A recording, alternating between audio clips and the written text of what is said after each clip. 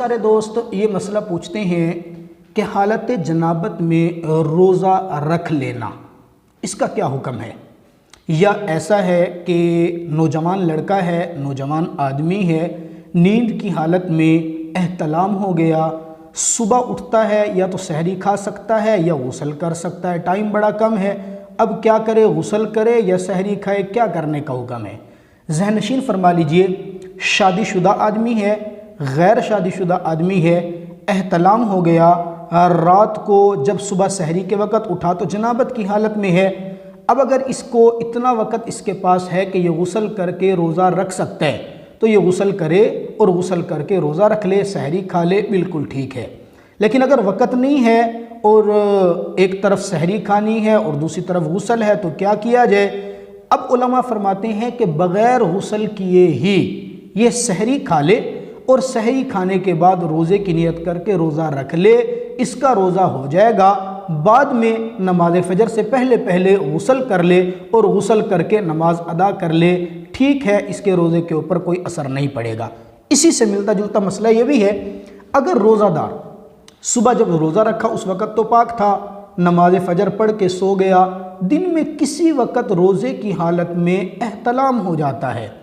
اب احتلام ہونے کی وجہ سے کیا اس کا روزہ ٹوٹ جائے گا یا نہیں ٹوٹے گا؟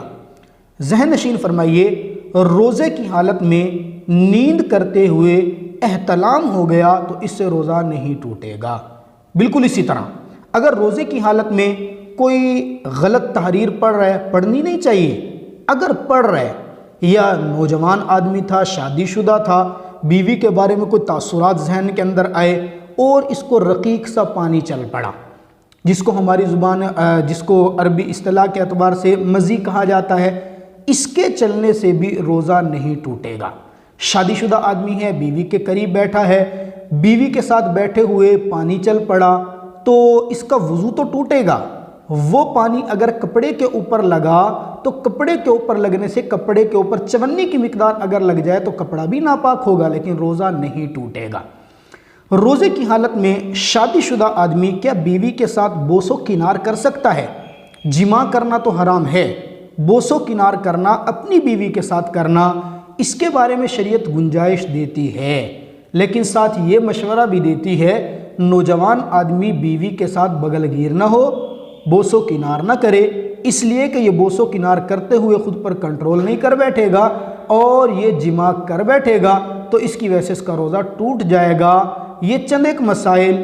اس حوالے سے تھے جو آپ کے سامنے ذکر کیے، اللہ تعالی ہمیں سمجھنے کی توفیق عطا فرمائے۔